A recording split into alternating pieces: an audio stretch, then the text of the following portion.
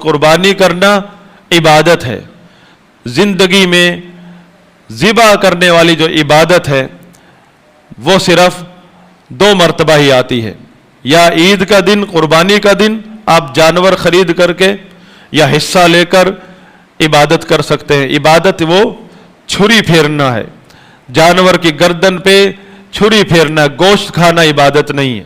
ہاں اس گوشت کا صدقہ کرنا اجر و ثواب ہے. جانور ذبح کرنا قربانی کے طور پر وہ صرف عید کے دن ہو سکتا ہے یا عقیقے کا جانور ہو سکتا ہے. اس کے علاوہ کوئی موقع نہیں ہے آپ کے ہاتھ میں. اگر یہ دونوں موقع ضائع کر دیے پوری زندگی آپ نے ذبح والی عبادت نہیں کی. جو قرآن میں ہے نا، فَصَلِّ لِرَبِّكَ وَانْحَرْ، اپنے رب کی ہی عبادت کر اور اپنے رب کے لیے ہی ذبح کر. یہ جو گوشت کھانے کے لیے ہم مرغی ذبح کرتے ہیں یا بکرا ذبح کرتے ہیں، کوئی جانور، یہ عبادت نہیں ہے. یہ تو ہمارے لیے اللہ نے حلال قرار دیا کہ جو مرضی کھاؤ پیو، یہ حلال جانور ذبح کرو کھاؤ. ان کو ذبح کرنا عبادت نہیں ہے. عبادت صرف 2 ہیں، قربانی کا جانور اور عقیقے کا جانور. عقیقے کا جانور بھی قربانی ہے، وہ آپ کی قربانی ہے، بچے کی قربانی نہیں ہے. آپ نے اگر وہ موقع ہاتھ سے جانے دیا تو گیا.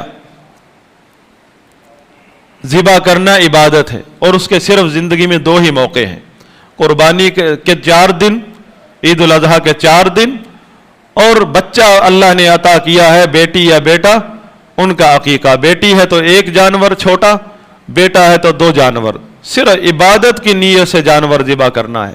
ہٹا کٹا لاکھوں روپے کا یہ نہیں دیکھتا اللہ تعالیٰ. لَن يَنَالَ اللَّهَ لُحُومُهَا وَلَا دِمَاؤُهَا، اللہ تعالیٰ کو ان تمہارے جانوروں کا نہ گوشت پہنچتا ہے نہ خون پہنچتا ہے. تمہارے ان وَلَكِنْ يَنَالُهُ التَّقْوَى مِنْكُمْ، تمہارے دل کا تقوی اسے پہنچتا ہے. تو نبی صلی اللہ علیہ وسلم کا